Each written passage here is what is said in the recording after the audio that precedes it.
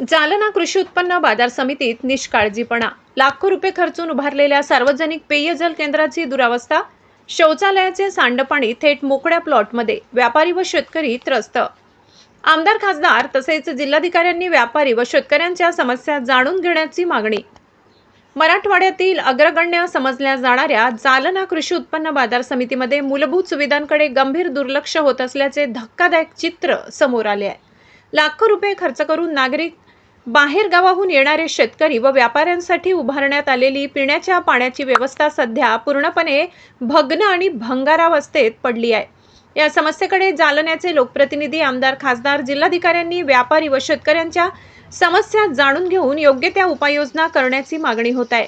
बाजार समिती परिसरात बांधण्यात आलेले सार्वजनिक पेयजल केंद्र अनेक दिवसांपासून वापरात नसल्याचे दिसून येते। लाखो रुपयांचा खर्च करून उभारलेली सुविधा देखभाली अभावी पडझड अवस्थेत असून त्याचा कोणालाही उपयोग होत नाही। परिणामी व्यापारी, शेतकरी आणि नागरिकांना पिण्याच्या पाण्यासाठी भटकंती करावी लागत असल्याची तक्रार आहे।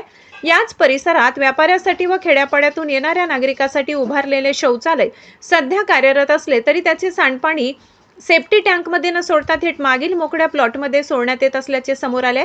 त्यामुळे या संपूर्ण भागात मलमूत्र व सांडपाणी साचून तीव्र दुर्गंधी पसरली आहे। कित्येक महिन्यांपासून सांडपाण्याची योग्य विल्हेवाट न लावल्यामुळे डास आणि मच्छरांची उत्पत्ती वाढली असून साथीच्या आजारांचा धोका निर्माण झालाय। दररोज येणाऱ्या व्यापाऱ्यांना आणि शेतकऱ्यांना या परिस्थितीचा प्रचंड सामना करावा लागत आहे। काही व्यापाऱ्यांनी खाजगीत नाराजी व्यक्त करत सांगितले की एवढ्या मोठ्या बाजार समितीत मूलभूत सुविधा पुरवता येत नसतील तर लाखो रुपयांचा खर्च नेमका कशासाठी केला। तर काही नागरिकांनी असा सवाल उपस्थित केला की अधिकारी भल्या मोठ्या कार्यालयात एसी मध्ये बसून कारभार हाकत असताना इतकी गंभीर समस्या त्यांच्या लक्षात येत नाही का। मराठवाड्यातील मोठी आणि अग्रगण्य बाजार समिती म्हणून ओळख असलेल्या या ठिकाणी परजिल्ह्यातून व्यापारी खरेदी विक्रीसाठी येतात। अशा परिस्थितीत सुविधांबाबतचा हा हलगर्जीपणा अधिकाऱ्यांना शोभणारा नसल्याची टीका होत आहे। भरमसाठ पगार घेणाऱ्या अधिकाऱ्यांनी व्यापारी, शेतकरी आणि नागरिकांच्या मूलभूत गरजांकडे लक्ष न दिल्यास याचा पाठपुरावा नेमका कोणाकडे करायचा असा संतप्त सवाल उपस्थित होत आहे। दरम्यान बाजार समिती प्रशासनाने तातडीने सार्वजनिक पेयजल केंद्र दुरुस्त करून पिण्याच्या पाण्याची सुविधा सुरू करावी, तसेच शौचालयाच्या सांडपाण्याची योग्य विल्हेवाट लावून परिसर स्वच्छ करावा अशी मागणी जोर धरत आहे।